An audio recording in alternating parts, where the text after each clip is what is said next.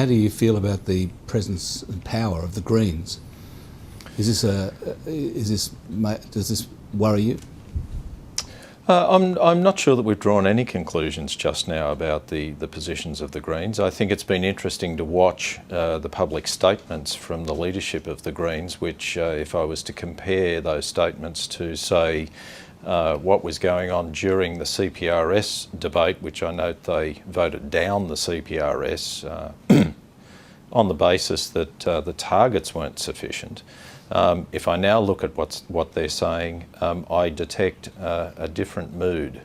And so we would certainly hope that the Greens continue to be prepared to embrace that there are things beyond simply the environmental urgency that they see, that delivering those outcomes actually means you have to be commercially aware as well as economically aware. And I think we'll give them the benefit of the doubt for the moment. We'll work with them and see how we go. If you have a, just in a very brief answer, what was wrong with the original CPRS as far as you're concerned? Sure. What was the big gap in it? The big gap in the CPRS for us was that essentially the way it was applied over the first 10 years meant that about $10 billion in net present value was removed from the generation sector. For a number of the generators, that value was so great that it stranded their assets. It meant they could not service billions of dollars of debt and that they could not return any equity to their owners. They were largely privately owned. They had actually nowhere to go, no buyer for their assets because there was no future for them.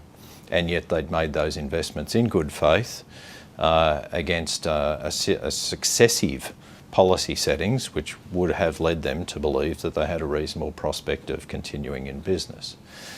The compensation or adjustment packages that were provided in the first and the second stage of the CPRS variously met only 25% and then about 35% of that asset value loss. In other words, it was inadequate and we were going to see our sector very harshly dealt with. And we were seeing investment banks simply saying that they now viewed Australia in the utility sector as having great sovereign risk and were not prepared to allocate capital.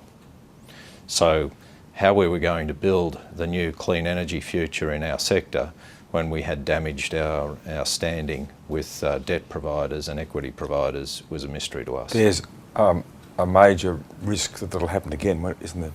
I think there is a risk that that can happen again. We would hope that that a new process might help us to avoid that, and I guess that's really what I was saying in relation to the Greens, that we encourage them to think a little further about the financing task that's involved. But as you say, the Greens voted that CPRS down because it wasn't tough enough. Indeed. We will have to see. I mean, and not only that, you don't get the feeling that Tony Abbott voted against it in the end because he was defending the interests of your members. It was because it was a political decision, because it was a great big new tax. Well, certainly I think that the opposition put their position fairly clearly, and I guess for their own reasons and polling, they made a judgment about which way they were going. I think we also made it fairly clear that no policy is almost worse than a policy that doesn't completely meet all of our needs.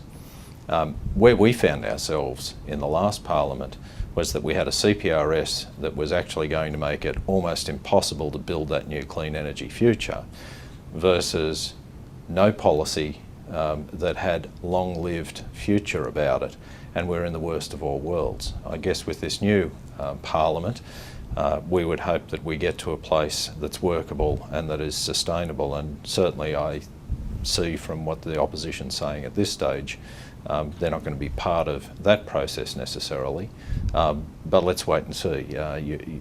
Who would have predicted the political events of the past 6 months? Who knows what the next 6 hold? Thanks very much for joining us, Brad. Thank you.